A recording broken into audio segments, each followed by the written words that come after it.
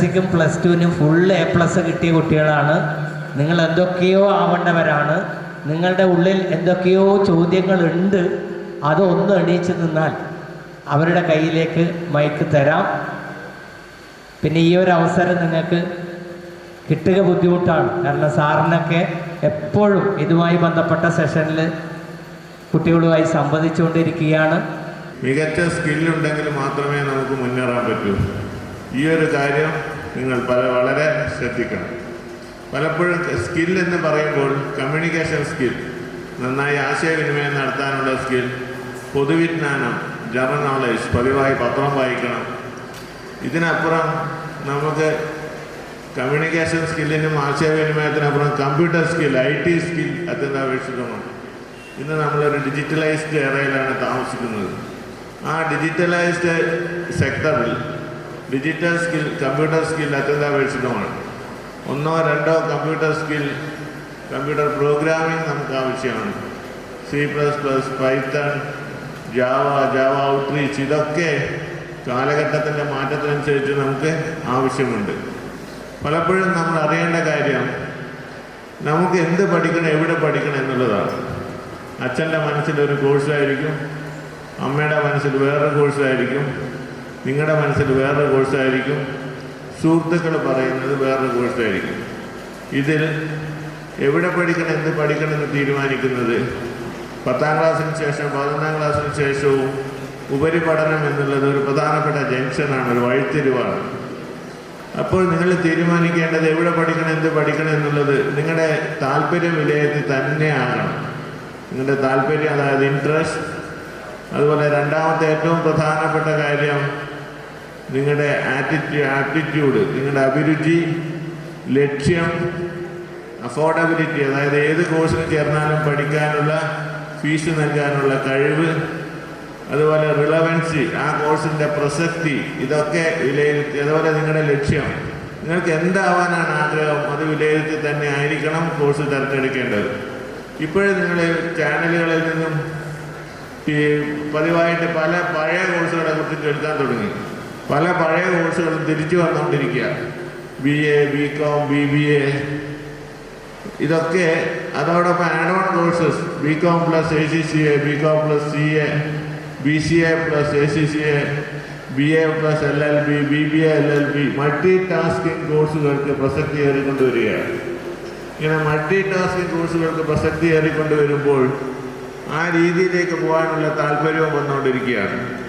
മിക്ക കോഴ്സിൻ്റെ കൂടെയും IT ഇൻ്റർവെൻഷൻ, ടെക്നോളജിക്ക് വലിയ പ്രാധാന്യം വരുന്നു. Artificial intelligence, machine learning, deep learning, cyber security, block chain technology, data science, data management, data visualisation, ഇങ്ങനെയുള്ള കോഴ്സുകളും വന്നുകൊണ്ടിരിക്കുകയാണ്.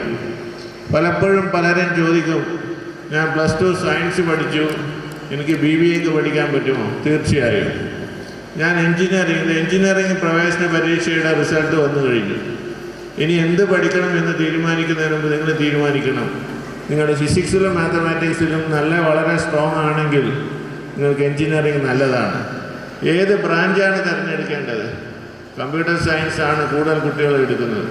Computer science, IT with AI, cyber security, ethical hacking, block chain technology, data science, അതുപോലെ തന്നെ electronics and communication, connectivity സെക്ടറിലേക്കുള്ള സാധ്യത മനസ്സിലാക്കുന്നു.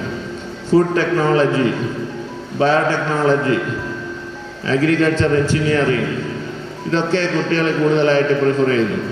പക്ഷേ നിങ്ങൾക്ക് 1-2 option കിട്ടിക്കഴിഞ്ഞാൽ നിങ്ങൾ നന്നായി വെയ് ചെയ്യണം. ഏതാണ് നല്ലത്, ഏതാണ് സാധ്യതകൾ, കോഴ്സ് പൂർത്തിയാക്കിയാലുള്ള സാധ്യതകൾ വിലയിരുത്തി, വരാനിരിക്കുന്ന മാറ്റങ്ങൾ വിലയിരുത്തിയുള്ള കോഴ്സ് തിരഞ്ഞെടുക്കണം.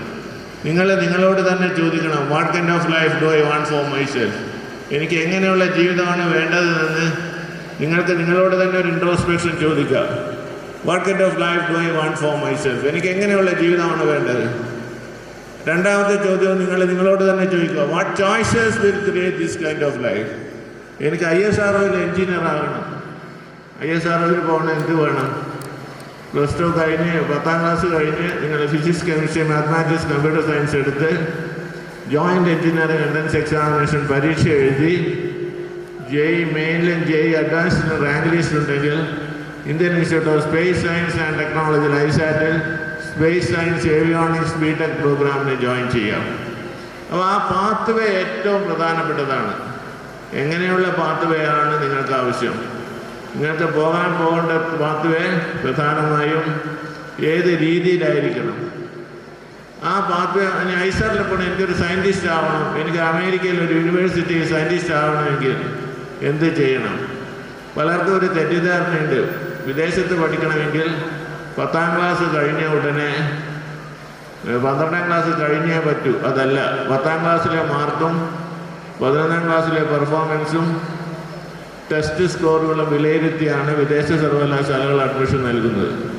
അപ്പോൾ 10ാം ക്ലാസ് കഴിഞ്ഞ് 11ാം ക്ലാസ്സിൽ ചേരുമ്പോൾ നിങ്ങൾക്ക് വേണമെങ്കിൽ അമേരിക്കയിൽ പഠിക്കാനാണ് ആഗ്രഹമെങ്കിൽ ടോഫിലിന് പ്രിപ്പയർ ചെയ്യാം, അതുപോലെ സാറ്റ് സ്കോളാസ്റ്റിക് ആപ്റ്റിറ്റ്യൂഡ് ടെസ്റ്റിന് പ്രിപ്പയർ ചെയ്യാം. ഈ സമയത്ത് തന്നെ അഡ്മിഷന് ട്രൈ ചെയ്യാം. നിങ്ങളുടെ +2 ബോർഡ് പരീക്ഷയ്ക്ക് മുമ്പേ തന്നെ വിദേശ സർവകലാശാലകളിൽ അഡ്മിഷൻ നോക്കാം. അപ്പോൾ ഈ അഡ്മിഷൻ പ്രക്രിയ പലപ്പോഴും നിങ്ങൾ 12ാം ക്ലാസ് കഴിഞ്ഞിട്ടാണ് നോക്കുന്നതെങ്കിൽ നിങ്ങൾ 1 വർഷം പോകും.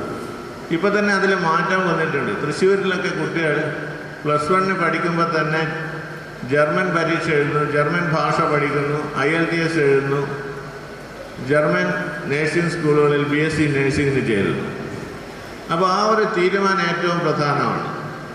ജീവിതത്തിലെ വിജയം 2 കാര്യങ്ങളെയാണ് ആശ്രയിച്ചിരിക്കുന്നത്: the right choice and the right involvement. The right choice and right involvement ആണ് ഏറ്റവും പ്രധാനപ്പെട്ട കാര്യം. ആ ഒരു ഇൻവോൾവ്മെൻ്റ് ഇല്ലെങ്കിൽ നമുക്ക് വിജയിക്കാൻ സാധിക്കില്ല. നമുക്ക് വ്യക്തമായ ഒരു പ്ലാനിങ് വേണം. ആ പ്ലാനിങ് ഉണ്ടെങ്കിൽ മാത്രമേ മുന്നോട്ട് പോകാൻ പറ്റൂ. എനിക്ക് എന്താവണം, എനിക്ക് എന്ത് പഠിക്കണം, എനിക്ക് എന്ത് കഴിവുണ്ട്, എൻ്റെ കഴിവുകേടുകളും വിലയിരുത്തണം. 10ാം ക്ലാസ്സിന് ശേഷം കോമ്പിനേഷൻ എടുക്കുമ്പോൾ നിങ്ങളുടെ താല്പര്യം വിലയിരുത്തിയുള്ള കോമ്പിനേഷൻ എടുക്കണം. മാത്തമാറ്റിക്സ് എനിക്ക് വളരെ ടഫായി തോന്നുമെങ്കിൽ നിങ്ങൾക്ക് എന്തുകൊണ്ട് മാത്തമാറ്റിക്സ് ഒഴിവായിക്കൂടാ? ബയോമാത്സ് പഠിച്ച് എൻജിനീയറിങ്ങിനും നീറ്റിനും പ്രിപ്പയർ ചെയ്യുന്ന കുട്ടികളുടെ എണ്ണം വളരെ കൂടുതലാണ്. പക്ഷേ ഈ 2ഉം കൂടെ പഠിച്ച് കൂടി പോകുമ്പോൾ കുട്ടികൾക്ക് ബുദ്ധിമുട്ടുണ്ടാകുന്നുണ്ട്. അധ്യാപകർ തന്നെ സമ്മതിക്കുന്ന ഒരു കാര്യമാണ്. അപ്പോൾ കുറച്ചുകൂടെ മൈക്രോ ലെവലിലേക്കുള്ള ക്ലസ്റ്റർ ബേസ്ഡ് സെലക്ഷൻ ആണെങ്കിൽ കുട്ടികൾക്ക് കുറച്ചും കൂടെ ഫോക്കസ്ഡ് സ്റ്റഡിക്ക് താല്പര്യമുണ്ടാകും. അപ്പോൾ അതും പ്രധാനപ്പെട്ട കാര്യമാണ്. നിരവധി സ്കിൽ ഡെവലപ്മെൻറ്റ് പ്രോഗ്രാം +2 പ്രോഗ്രാമിലുണ്ട്. അതിൽ artificial intelligence, machine learning, block chain technology, communication തുടങ്ങിയ ഒരുപാട് സ്കിൽ ഡെവലപ്മെൻറ്റ് കോഴ്സുകളുണ്ട്. അപ്പോൾ അത് വിലയിരുത്തിക്കൊണ്ട് നിങ്ങൾക്ക് തീരുമാനിക്കാം എവിടെ പഠിക്കണം, എന്ത് പഠിക്കണം. ആത്യന്തികമായി നിങ്ങളുടെ താല്പര്യവും അഭിരുചിയും ലക്ഷ്യവും വിലയിരുത്തിക്കൊണ്ടാവണം നിങ്ങൾ ചെയ്യേണ്ടത്. ഞാൻ ഈ കാര്യങ്ങളൊക്കെ എല്ലാ വ്യാഴാഴ്ചയും ജാലകം എന്നുള്ളൊരു പരിപാടിയുണ്ട്, നിങ്ങൾ കേൾക്കുന്നുണ്ടോ എന്നറിയില്ല. ആകാശവാണി, കണ്ണൂർ ആകാശവാണിയുടെ ഒരു പ്രോഗ്രാമിൽ ഞാൻ പറയാറുണ്ട്. കോഴ്സുകൾ ഒരുപാടുണ്ട്, സ്ഥാപനങ്ങളും യഥേഷ്ടമുണ്ട്, സാധ്യതകളും യഥേഷ്ടമുണ്ട്. കേരളം എന്ന് പറയുന്ന ഇന്ത്യയുടെ ഭൂസ്ഥിതിയുടെ 1.13% മാത്രമേ ഉള്ളൂ. ഇന്ത്യയിൽ തന്നെ അവസരങ്ങളുടെ വലിയ വാതായനമാണ്. ഉന്നത വിദ്യാഭ്യാസ രംഗത്ത് ആഗോളതലത്തിൽ ഗ്ലോബൽ വില്ലേജ് എന്നൊരാശയത്തിന് പ്രസക്തിയേറിക്കൊണ്ടിരിക്കുകയാണ്. അപ്പോൾ ആഗോള ഗ്രാമം എന്ന ആശയത്തിന് പ്രസക്തിയേറിക്കൊണ്ടിരിക്കുമ്പോൾ നമ്മൾ അറിയേണ്ട ഒരു പ്രധാനപ്പെട്ട കാര്യം, ലോകത്തിൻ്റെ ഏത് കോണിലും പഠിക്കാനുള്ള അവസരങ്ങൾ ഇന്നുണ്ട്. ആ ഒരു സാധ്യതകൾ പയ്യന്നൂരിലെ വിദ്യാർത്ഥികൾ എക്സ്പ്ലോർ ചെയ്യണം, മികച്ച രീതിയിൽ എത്താൻ ശ്രമിക്കണം. ഞാനും എൻ്റെ വീടും പെരളത്താണ്, പയ്യന്നൂരിനടുത്ത് പെരുവള്ളൂർ പെരളം പഞ്ചായത്തിലാണ്. ഞാനും +2 കഴിഞ്ഞ് പയ്യന്നൂർ കോളേജിൽ പ്രീ ഡിഗ്രി കഴിഞ്ഞ് ഞാൻ പഠിച്ചത് കേരള കാർഷിക സർവകലാശാലയിലാണ്. വെറ്റിനറി സയൻസിലാണ് ഞാൻ പഠിച്ചത്. അത് കഴിഞ്ഞ് എൻ്റെ ബിരുദാന്തര പഠനവും കേരള കാർഷിക സർവകലാശാലയിലായിരുന്നു. പിന്നെ എൻ്റെ PhD-യും പോസ്റ്റ് ഡോക്കും UK-യിലും അമേരിക്കയിലുമായിരുന്നു. അപ്പോൾ ഈ ഒരു കോണ്ടെക്സ്റ്റിൽ നമുക്ക് അവസരങ്ങളുടെ വാതായനം യഥേഷ്ടമുണ്ട്. അതില്ലെന്ന് നിങ്ങൾ തെറ്റിദ്ധരിക്കരുത്. ആ അവസരങ്ങൾ പരമാവധി വിനിയോഗിക്കണം.